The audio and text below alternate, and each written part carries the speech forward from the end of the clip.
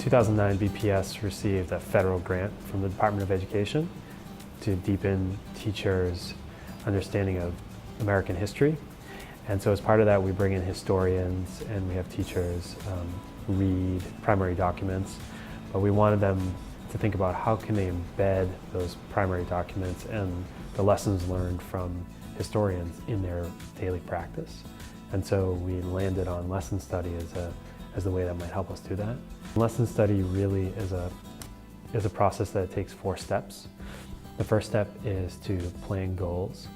So teachers basically plan objectives for one lesson. Then together with a grade level team, they collaboratively plan the lesson over a series of days. And the third step is to actually observe the lesson.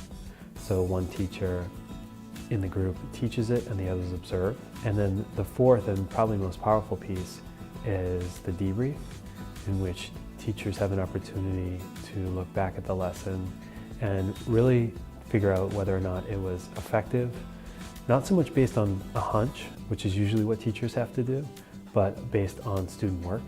So there's really some evidence to support whether or not it was a successful lesson. In this process, we had about 30 teachers across grade levels. So we had an elementary cohort of teachers. So we visited 7 schools all across the city, and teachers who were not actually teaching the lesson but were observing got to leave their schools to come and observe on that day. I think the most important takeaway of lesson study is that teachers really need the time and the space to be able to reflect deeply on their practice.